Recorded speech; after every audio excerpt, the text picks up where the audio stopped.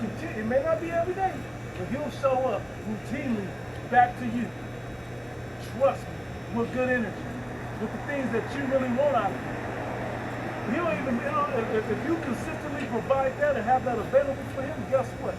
And only him, guess what? He'll be thinking about you when the shit hits the fan, like the times we're talking about. You'll be the type of woman he'll go and want to protect. Yeah. When you stand up for him in that way. Okay, and then what more value of a man do you get than that?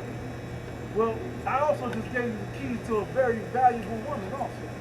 That's how you become a valuable woman to a man. You're not of value to a man that can buy all those things and don't care to have it in one place. Especially if you add the childbearing to the equation as well. You have more or no? Wait, who was reading right now? Oh, you was Sirach, right? Y'all was, but that was the point. Yeah. I know you was in that chapter too. Yeah, I was in that. So that was one chapter. I got some. You got This is First Ezra, chapter 4. I'll start at verse 13. It says, "Eulogy of woman and the truth." It says, "Then the third." What is that? What is it? The eulogy of woman and the truth.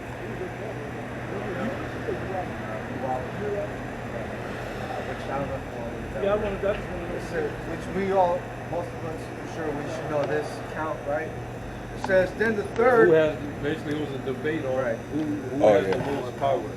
The king, women, wine, or the truth. Right.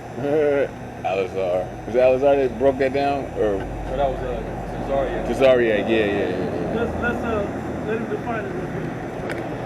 That's what you just basically said. The word eulogy says a speech or piece of writing that praises someone or something highly, typically someone who has just died.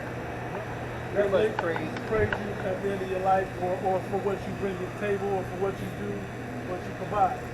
And that's why it came down to with the king, women, and wine, eulogy. Yeah. But then that's what Zerubbabel was talking about. I think that was Zerubbabel. He was saying, let's put out the greatest speech of what we believe is the greatest thing on the earth. And then that's what it was. So you got it. So he gave praise unto the king. Another one gave praise unto women, and then and wine. He gave praise unto wine. But Zerubbabel, who also gave praise unto women, he went over the top of that and said the truth is above all. You know, so you got it. I just want to summarize it, but you got it. It says, "Then the third who has spoken of woman and of the truth." Yep. This was Zerubbabel. Yep. Began to speak. "O ye men, it is not the great king, nor the multitude of men, neither is it wine that excelleth. Who is it then that ruleth them, or hath the lordship over them?" Now let me say this real quick. And the women and the king, those do have a certain amount of power and praise that go with them. But women, as it's about to break down, excels those in the truth overall. It also shows you that there's nothing new under the sun. Yep. This was going on back then too, Yep. where these women were already being worshipped. Yep. You know? It says, "O ye men, it is not the great king, nor the multitude of men, neither is it wine that excelleth. Who is it then that ruleth them, or hath the lordship over them? Are they not women?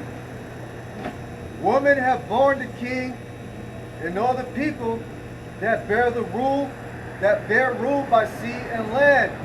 And that's a saying that we hear a lot here in this place, by even our own mothers. "I gave you life. I brought you into this world."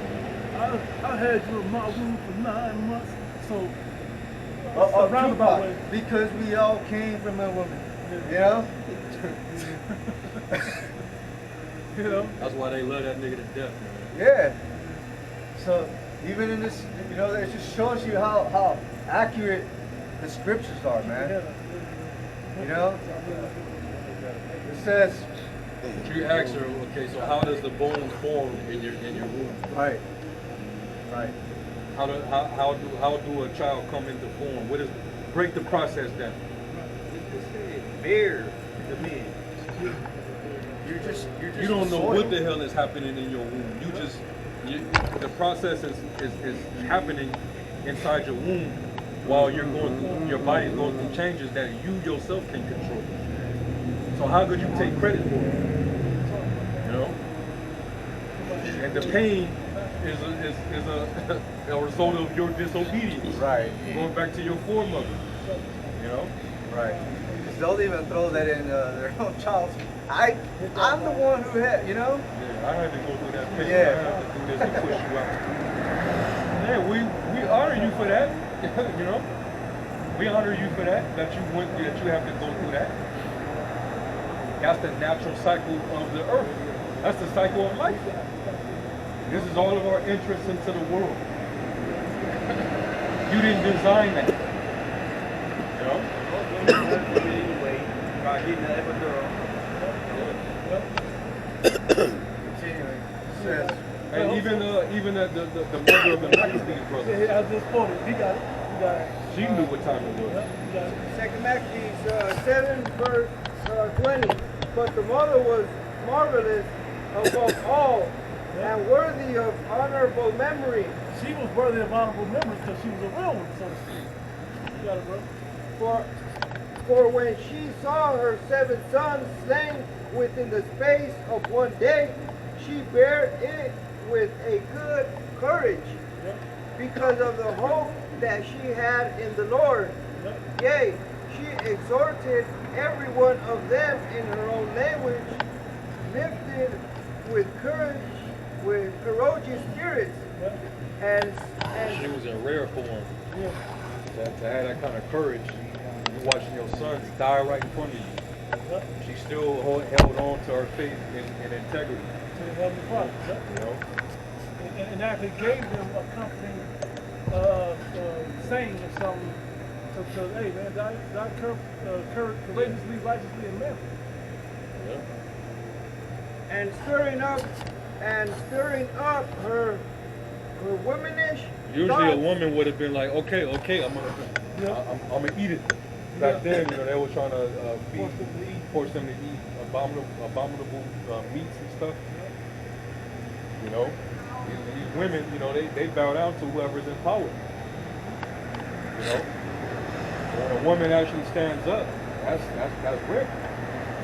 For her belief, whole culture, her faith, that's rare because usually women don't have faith like that because they're the weaker vessel. Go ahead. And stirring up her womanish thoughts with a manly stomach. And she said unto them, I cannot tell how ye came into my womb, for I neither gave you breath nor life, neither was I it that formed you in the members of every one of you. But modern women, they want to act like I did all of this. No, you laid down and daddy piped you down, and that process gave license to the Most High creating you inside your womb. And there's a scientific explanation for it, but you ain't doing that. You did the easy part.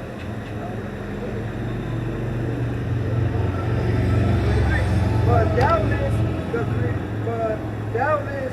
the creator of the world, who formed the generations of man and found out the beginning of all things, will also of his own mercy give you breath and life again, as ye now regard not your own selves for his law's sake. I got one real quick. Ecclesiastes 11:4, it says, He that observeth the wind shall not sow, and he that regardeth the clouds shall not reap, as thou knowest not what is the weight of the spirit, nor how the bones do grow in the womb of her that is with child. Even so thou knowest not the works of the Most High who maketh all. Yeah, that's great precept. So you don't take credit for that. Yeah. Okay? That's why I went back to the first one this Yeah. brother read, Yeah.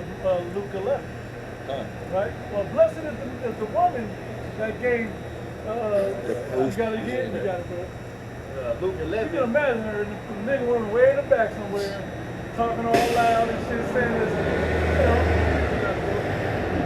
Luke 11 and 27.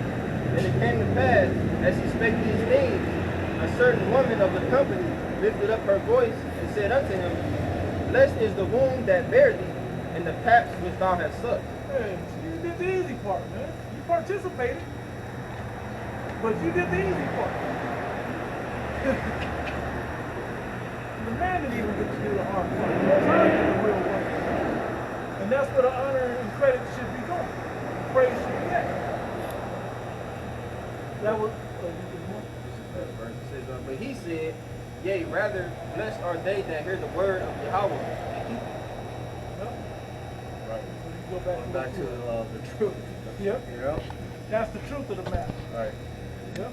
Continuing, it says, verse 15, Women have borne the king, and all the people that bear rule by sea and land. Was that in Colossians where it said that Yahweh made all the dominions and kingdoms and so on and so forth?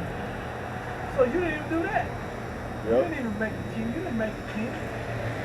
You just incubated the seed till it came to fruition, which is a very vital and important job to do. But it ain't to your credit. The credit comes from you by what that king grew up to do. Because hey, the wicked kings was born of a woman too. You gonna take credit for them? You got it, bro. I feel like I should skip, You jump down. around? Yeah, because Yeah, this it's long, whole drawn chapter out. pretty much goes down. Yeah. But I'll go into 30s. 26. Yep. It says, yeah, many there be that have run out of their wits for women and become servants for their sakes. And that's Today is the day that pushes that too. that's today's society, where a man, you get a wife, you don't really get a wife for help. You get a wife and you're a servant to her. You gotta make sure you're fucking going above and beyond to make sure this woman is happy. You know? What they say, a man who sacrifices happiness. How'd it go? A man who sacrifices his own happiness to please his wife. A woman will sacrifice her husband's happiness, her husband, for her own happiness. Oh yeah. It wasn't his happiness, it's him. She'll sacrifice her husband and even the family for her happiness. And then the woman be like, that's why women are better, because women outlast men. No, men die off of the stress that you had in, you know, the stress he goes through to protect you, and even unto death. And then most of the time you add onto it instead of helping quell it, then that pillar of rest. I seen a video not too long ago where it was this kind of like a study or experiment. They would ask a group of men, and then they would ask a group of women the same question. So if you could choose between you giving your life or your husband, who would you choose? Right. All the men said, oh, me. Right. No hesitation. All women said, oh, no, my husband. Like let him go. Right. Yeah, there's like it's a saying, you know, the woman took his nuts, took her husband's. Yeah, man, the woman would literally neuter a man, you know, and that man becomes a shell of who he was. It being in a marriage, in a modern day marriage, because the woman runs the household, you know, the man has to do what she says or else she's not happy. Now she's threatening him of leaving. She's gonna take the kids, you know. And so by default, you as a man, you want to keep your house together, like the brother said. A man will sacrifice his happiness to keep his house together. A fucking woman will sacrifice